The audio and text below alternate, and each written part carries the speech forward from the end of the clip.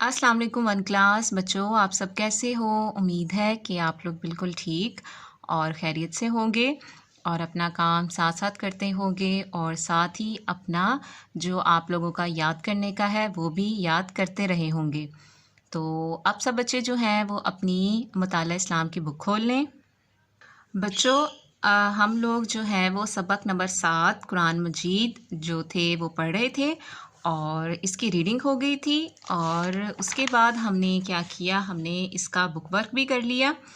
और आज हम क्या करेंगे, आज हम करने वाले हैं इसके सवालात। ठीक है, तो सब बच्चे जो हैं यहाँ आज की डेट लिख लें। आज क्या डेट है, 7 मई का 5 और 2021 और दिन क्या है, जुम्मा, जीम मीम आइन हे आ, जुम्मा। ठीक है, तो पहला सवाल देखें, कुरान मजीद किस नबी पर नाजिल हुआ।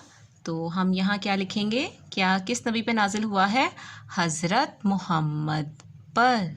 हे स्वाद रेज़र हज़ रे ज़बर तेरत हज़रत, मीम ये है, ये हमने ऐसा किया, फिर ये मीम और हो गया दाल, मोहम्मद सल्लल्लाहु अलैहि वसल्लम का यहाँ हम ऊपर छोटा सा स्वाद लिख देते हैं और हो गया पे रे पर, हज़रत मोहम्मद सल्लल्लाहु अलैहि वसल्लम पर।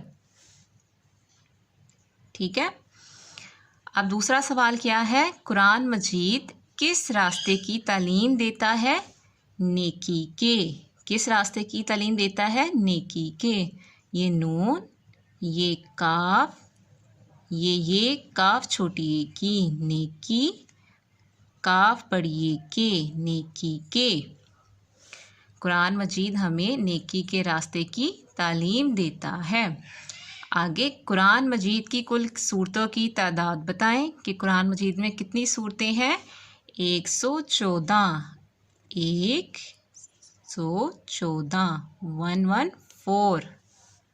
ठीक है, हम लोगों ने ये 3 सवालात जो है अच्छी तरीके से याद भी करने हैं और आप लोगों ने इसी तरीके से अपनी बुक के आगे अपनी पेंसिल से लिख लेने हैं और बार बार इसे रफ़ कॉपी पे लिख के याद करना है। ठीक है बच्चों, ये यहाँ आप लोगों का आज का जो सबक है वो मुकम्मल होता है और आप लोगों ने इसे याद करना है। दुआओं में याद रखिएगा। अल्लाह हाफिज़।